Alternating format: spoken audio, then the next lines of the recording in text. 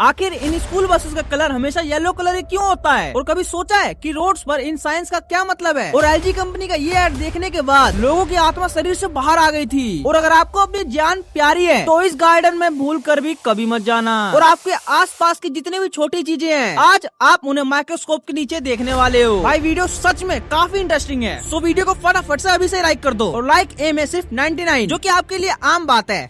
कर दो यार, तुम्हारे पैसे थोड़ी ना कट रहे, कर दो।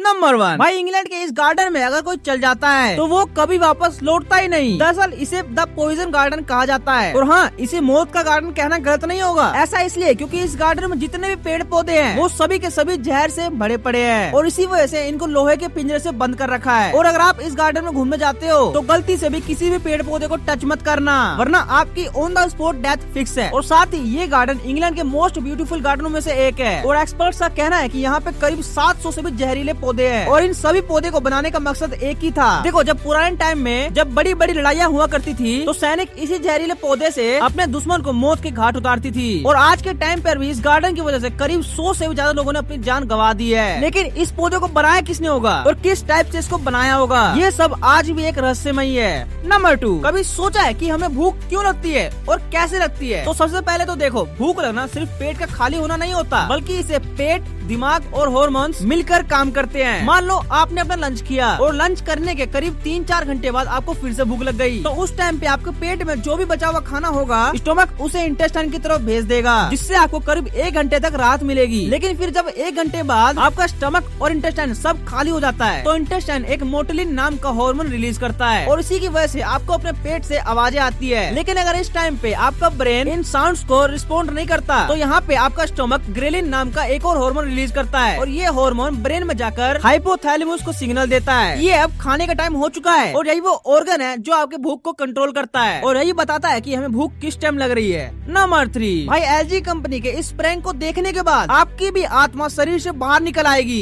2013 में एलजी एक प्रैंक करता है जिसमें कि लोगों को ऑफिस में इंटरव्यू के लिए बुलाया जाता है और उनके ठीक सामने वॉल पे एलजी की 4K स्क्रीन लगी हुई थी और देखने पे ऐसा लग रहा था कि मानो कोई विंडो लगा हो। लेकिन फिर अचानक से दिखाया जाता है आसमान से कई सारे एस्ट्रोड हमारी अर्थ की तरफ गिर रहे हैं। ऐसा लग रहा था कि जैसे वो सारे एस्ट्रोड हमारी ऑफिस की तरफ ही आ रहे हैं। और जब लोगों ने इसे देखा तो उनकी तो वहीं की वहीं फट जाती है। उनको ऐसा लग रहा था कि सच में कोई एस्ट्रोड अर्थ पर गिर रहा हो। लेकिन फिर बाद में इसे रिवील कर दिया जाता है ये सिर्फ एक प्रैंक था और वो विंडो एलजी की एक अल्ट्रा एचडी डिस्प्ले थी, जिससे कि एलजी ये दिखाना चाहता है देखो हमारी स्क्रीन कितनी ज्यादा रियलिस्टिक है, जिसे लोग इसे रियलिस्टिक मानने लगे थे। नंबर 4, भाई मान लो आप प्लेन में बैठे हुए हो और अचानक से ये अनाउंसमेंट होती है We are going to cry. तो ऐसे में आप क्या करोगे? सबसे पहले ऐसे सिचुएशन में डरने का बिल्कुल नहीं, क्योंकि आपको भी पता है कि प्लेन अब क्रैश होने ही वाला है। इसीलिए मैं बताता हूँ आपको क्या करना है। सबसे पहले ये मैटर करता है कि आप कहाँ बैठे हो। कहा जाता है कि प्लेन की पीछे की सीट बहुत ज्यादा सेफ होती है, क्योंकि यहीं पर प्लेन का सबसे मजबूत हिस्सा होता है। नेक्स्ट एग्जिट गेट कितनी दूर है ये चीज गैस कर लेना, अंधेरा हो या धुआं हो तो भी रास्ता याद रहना चाहिए। और हाँ, याद रखना अपने जूते को भूल कर भी मत उतारना, क्योंकि क्रैश के बाद हर जगह खाली कांच या नोकीली चीजें होंगी और नंगे पैर सीधा मतलब खतरा। और अब मान लो सिचुएशन सीरियस हो गई है तो सीधा बेल्ट को कस कर बांध लेना। लेकिन अगर गलती से भी आपकी बेल्ट ढीली हुई तो वो टक्कर के वक्त आपको गंभीर चोट भी आ सकती है। और जब प्लेन क्रैश होने ही वाला हो तो अपने आप को इस पोजीशन में ले आना और अपने पैर को मजबूती से जमीन से टाइट कर लेना ताकि झटका कम लगे। और अब सबसे इम्पोर्टेंट बात, क्रैश के बाद अगर आप होश में हो तो 1 सेकंड भी वहाँ पे वक्त बर्बाद मत करना,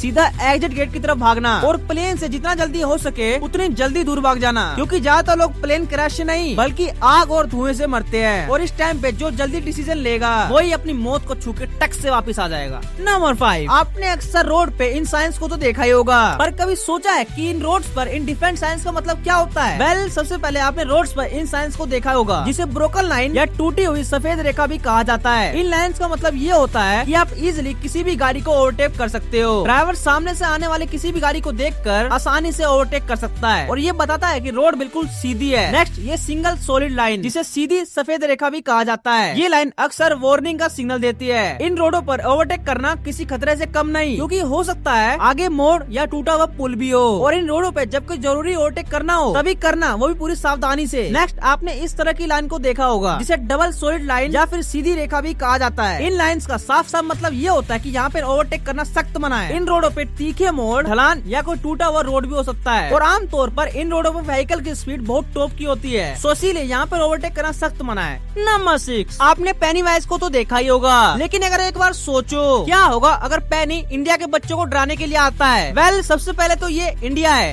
ये मेरा इंडिया, ये मेरा इंडिया। देखो, एक होता है खतरनाक और दूसरा होता है अल्ट्रा प्रो मैक्स खतरनाक। और फिर आता है हमारे इंडिया के बच्चे, जिनके पास अगर गलती से भी पेनीवाइज बैलून लेके जाता है तो बच्चे इसको देखकर डरेंगे तो बिल्कुल भी नहीं, बल्कि उल्टा ऐसे टिट्टो का जोक और बोल देंगे, बेचारा पेनीवाइज।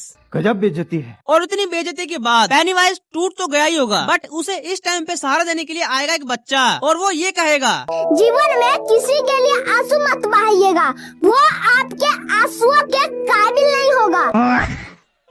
भाई मैंने तो पहले ही कहा था ना, India is not for beginner. Number 7, कभी सोचा है कि स्कूल बसेस का कलर हमेशा येलो कलर क्यों होता है? अगर वो चाहे तो इसे वो रेड या ब्लू भी तो रख सकते हैं ना। और ऐसे हमारे इंडिया में ही नहीं है, बल्कि ये तो दूसरे कंट्रीज में भी येलो कलर होते हैं और दुनिया के 90% स्कूलों में ये येलो कलर के ही आपको पाए मिलेंगे। वेल, ये सिस्टम ना बहुत पहले से चलता आ रहा है। देखो, आपने ट्रैफिक लाइट पे गौर किया होगा कि इनमें मेनली 3 कलर्स के लाइट होते हैं, रेड, ग्रीन और येलो, क्योंकि ये तीनों ही कलर हर जगह इजीली विजिबल हो जाते हैं, चाहे फिर रात ही क्यों ना हो या फिर चाहे तगड़ी ठंडी क्यों ना पड़ रही हो। और रेड के बाद एक येलो ऐसा कलर होता है जो सबसे ज्यादा ग्लो करता है। और येलो कलर की एक फैसिलिटी होती है कि जब भी इन पर कोई नॉर्मल लाइट पड़ती है ना, तो ये आपको दूर से चमकता हुआ दिख जाएगा। और आपने ये रोड पर चलते हुए नोटिस भी किया होगा कि ज्यादातर road safety boards yellow colour के ही पाए जाते हैं। और साथ ही ह्यूमन आई येलो कलर को 1.25 फास्टर नोटिस करती है, मतलब अगर अंधेरा ही क्यों ना हो, येलो कलर आपको इजिली दिख जाएगा। और यही सब देखते हुए स्कूल बसेस को येलो कलर का ही पेंट किया जाता है। नंबर 8, क्या आपको भी लगता है कि लीनिंग टावर ऑफ पिज़ा कभी न कभी गिर जाएगा? तो देखो, ऐसा बिल्कुल नहीं है, ये सिर्फ एक मिथ है, बट असली फैक्ट कुछ और ही है। तो देखो, सच ये है कि ये टावर अब कभी गिरेगा ही नहीं, कम से कम भी 100 या 200 सालों तक तो बिल्कुल नहीं। ये टावर 1173 में बनना स्टार्ट हुआ था और पता है, कंस्ट्रक्शन के तुरंत ही बाद ही ये टावर गिरना शुरू हो गया था। पर कैसे? तो रीजन सिंपल है, इस टावर को बेस को बनाने के लिए सॉफ्ट सैंड्स और क्ले सॉइल का यूज किया गया था, जो कि बिल्कुल भी स्टेबल नहीं था। और अगली कई सेंचुरी तक ये धीरे धीरे और झुकते चला गया और फिर 1990 में इसका टिल्ट ऑलमोस्ट 5.5 डिग्री तक हो गया था, मतलब लिटरली ये गिरने ही वाला था। और तब एक्सपर्ट्स ने इसे टूरिस्ट के लिए बंद कर दिया और फिर 1990s के एंड में एक मेजर स्टेबलाइजेशन प्रोजेक्ट लॉन्च किया गया। इस प्रोजेक्ट में इंजीनियर ने केयरफुली सॉइल को रिमूव करके और हैवी काउंटर वेट्स का यूज करके टावर को सीधा किया और साल 2001 तक इसका टिल्ट 17 इंच अबाउट 40 सेंटीमीटर तक कम कर दिया गया। और आज की डेट में ये टावर पूरी तरह से स्टेबल है और इंजीनियर्स का कहना है कि ये टावर अपनी इसी पोजीशन में कम से कम भी 200 सालों तक जी पाएगा।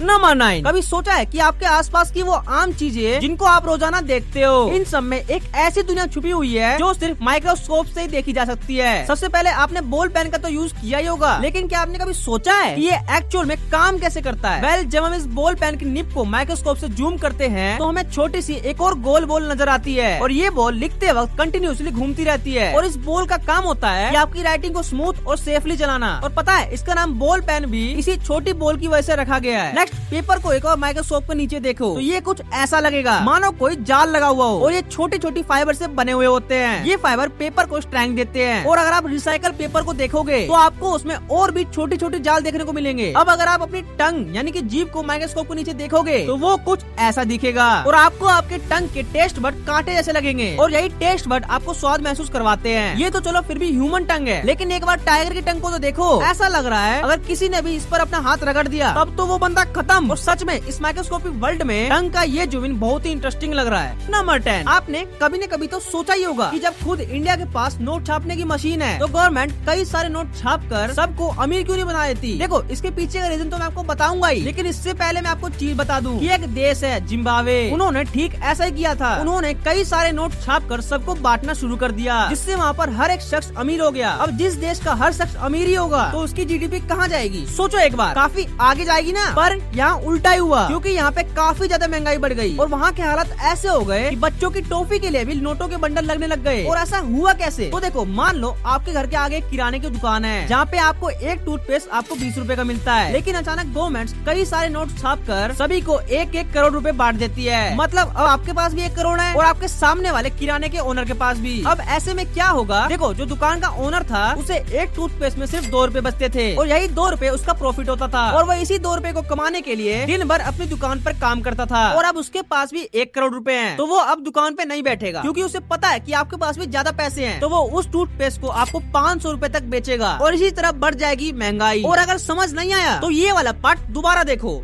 और अगर समझ आ गया तो भाई ये लेडी बुर्ज खलीफा के टॉप पे क्यों खड़ी है? और क्या आपने कभी सोचा है कि एरोप्लेन का टॉयलेट वेस्ट कहाँ जाता है? क्या वो घरों के ऊपर गिर जाता है? और अगर आपको भी लगता है कि डायनासोर ऐसे दिखते हैं तो आपको आज तक बनाया जा रहा था। अब समझ जाओ क्या बनाया जा रहा था। और भाई इस बंदे ने अपनी भूख को मिटाने के लिए पूरे प्लेन को ही खा गया। पर क्यों? तो ज्यादा सोचने की जरूरत नहीं है, फटाफट से इस वाली वीडियो पे जाओ। और हाँ, लाइक एम्स कंप्लीट करवाना मत भूलना, सिर्फ 99 लाइक्स का एम है, प्लीज कंप्लीट करवा दो यार। बाकी मैं आपसे उसी वीडियो में मिलता हूँ, तब के लिए बाय।